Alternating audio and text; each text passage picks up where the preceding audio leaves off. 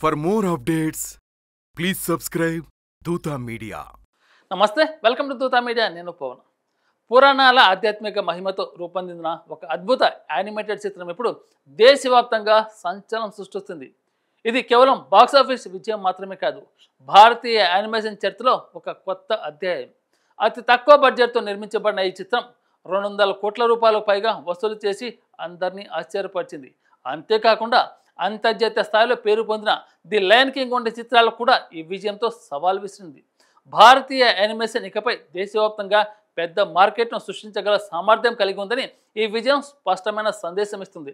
సినిమాలో భక్త ప్రహ్లాదుడు ఎక్కడ వెతికినా ఆయనే ఉంటాడు అని చెప్పిన ఒక మాట థియేటర్లో నిజమైంది.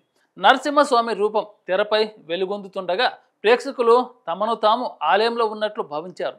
చాలామంది చెప్పులు షూస్ను బయట వదిలి లోపల భజనలు కీర్తనలు చేశారు. ప్రతి ప్రదర్శన ఒక భక్తి ఉత్సవంలా మారింది. ఈ అనుభవం సినిమా కంటే ఆధ్యాత్మిక యాత్రలా అనిపించింది. ఈ విజయం పెద్ద స్టూడియోలు లేదా భారీ పెట్టుబడిదారుల సాధ్యం కాలేదు. ఈ ప్రాజెక్ట్ వెనుక నిబద్ధత కలిగిన ఒక చిన్న బృందం ఉంది. దర్శకుడు అశ్విన్ కుమార్ ఆయన సహచరులు 5 ఏళ్ల పాటు కష్టపడి తమ వ్యక్తిగత పొదుపులను పూర్తిగా పెట్టుబడి పెట్టారు. ఇల్లు ఆస్తులను తాకట్టు పెట్టారు. మధ్యలో 2 సార్లు కోవిడ్ లాక్డౌన్లు ఎదురైనప్పటికీ ఈ బృందం వెనక్కి తగ్గలేదు. ఇది కార్టూన్ కాదు, అన్ని వయసుల వారికి అనువైన కథ అని నమ్మకంతో వారు ముందుకు సాగారు. భారతీయ ప్రేక్షకులలో యానిమేషన్ అంటే కేవలం పిల్లల కోసమేనని భావన గాఢంగా ఉండేది. కానీ ఈ సినిమా ఆ భావనను సమూలంగా మార్చింది. ఇది పిల్లలకు మాత్రమే కాకుండా పెద్దలకు కూడా సమానంగా ఆకర్షణీయంగా ఉండేలా రూపొందించబడింది. ఈ విజయంతో మహావతార్ సినిమాటిక్ యూనివర్స్ అనే ప్రాజెక్టును శ్రీకారం చుట్టారు. దీనిలో భవిష్యత్తులో నరసింహుడితో పాటు మరికొన్ని అవతారాలపై 7 సినిమాలు రానున్నాయి. వసూల పరంగా చూస్తే 2019లో విడుదలైన ది లయన్ కింగ్ భారతదేశంలో 190 కోట్ల వద్ద ఆగింది. కానీ ఈ చిత్రం ఇప్పటి వరకు 220 కోట్లకు పైగా వసూలు సాధించింది. అత్యధిక వసూలు సాధించిన మొట్టమొదటి భారతీయ యానిమేషన్ సినిమాగా నిలిచింది. మహా అవతార్ నరసింహ ఇప్పటికే బాలీవుడ్ 2025లో అత్యధిక వసూలు సాధించిన 5వ అతిపెద్ద సినిమాగా నిలిచింది. కొన్ని నివేదికల ప్రకారం 10 నుంచి 15 కోట్ల బడ్జెట్తో రూపొందిన ఈ సినిమా 1000% పైగా రిటర్న్ ఆఫ్ ఇన్వెస్ట్మెంట్ పొందిందంటే మామూలు విషయం కాదు.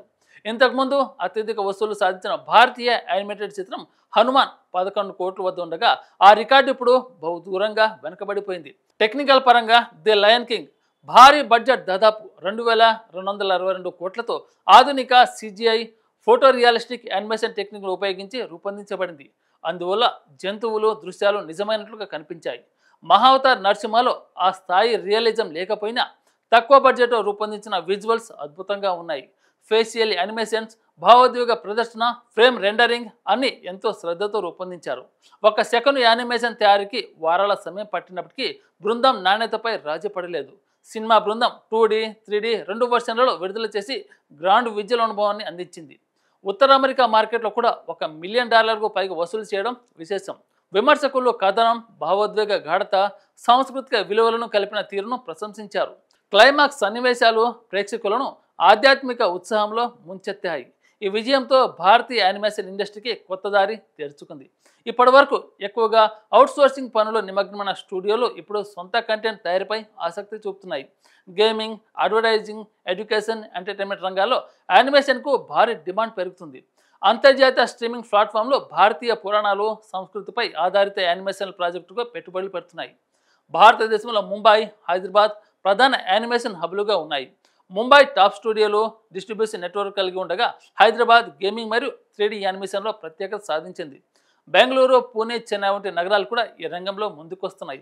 అయినప్పటికీ సొంత కంటెంట్ రూపొందించే కంపెనీల సంఖ్య ఇంకా తక్కువగానే ఉంది. ఖర్చులు, డిస్ట్రిబ్యూషన్ సపోర్ట్ లోపం, నాణ్యమైన శిక్షణ లేకపోవడం వంటి సవాళ్లు ఉన్నాయి. కొత్త టెక్నాలజీలు, real time rendering, cloud collaboration, AI సహాయక యానిమేషన్ విస్తృతంగా అందుబాటులోకి వస్తే మరిన్ని ప్రతిభావంతులు ఈ రంగంలో రాగలరు. మహావతార్ నరసింహ చూపించినట్లుగా మంచి కథ, నాణ్యమైన విజువల్స్ ఉంటే భారతీయ ప్రేక్షకులు యానిమేషన్ చిత్రాలను కూడా థియేటర్లో ఆదరించడానికి సిద్ధంగా ఉన్నారు.